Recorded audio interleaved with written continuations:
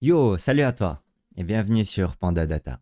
Dans cette vidéo, on va apprendre à trier les données dans un data frame parce que quand tu veux analyser, l'ordre des infos ça change tout. Par exemple, connaître le produit le plus cher ou voir les commandes les plus récentes. Toujours notre petit jeu de données e-commerce. Je t'épargne toute l'écriture parce qu'on l'a déjà fait plusieurs fois. Du coup, on a notre data frame qui est ici. Et ce qu'on veut voir ici pour commencer, c'est trier toutes les données dans l'ordre croissant du prix unitaire. Pour ça, ce qu'on va faire, c'est df.orderBy, prix unitaire, ascending true. Bon, par défaut, c'est déjà dans l'ordre ascendant, mais juste pour montrer la propriété. Donc, ici, on a trié toutes les entrées dans l'ordre croissant du prix unitaire. On a Bob qui a 20 et on a Camille qui a 200 qui se retrouve tout en bas. Si on faisait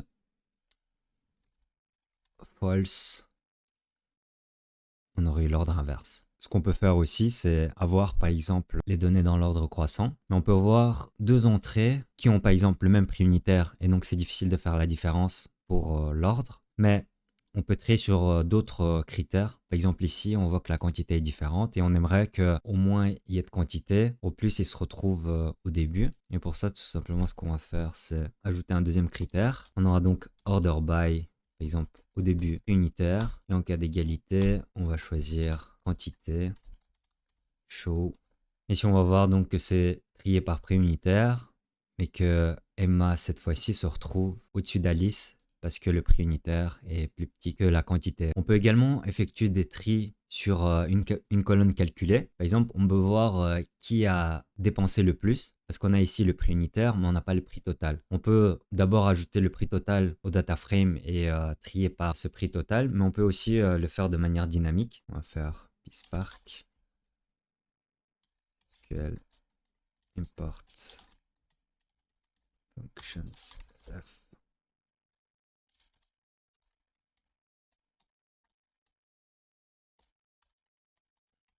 On va donc ajouter une colonne totale qui sera égale à quantité multiplié par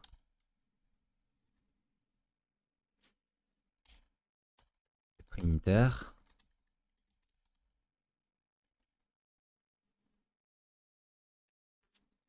Ensuite, on va faire order by pour trier le contenu du data frame.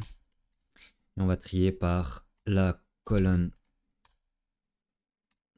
définie ici, du coup total. On va faire par ordre descendant, false, et on va afficher le contenu du data frame. Mais ici, il y a une parenthèse ici en trop. Et on a donc notre résultat où on aura la colonne totale. On aura du coup le data frame qui est trié par le montant de dépenses totales, c'est-à-dire le prix unitaire fois la quantité. On voit que David a dépensé 240 € et Bob en a dépensé 20. Il se retrouve donc à la fin.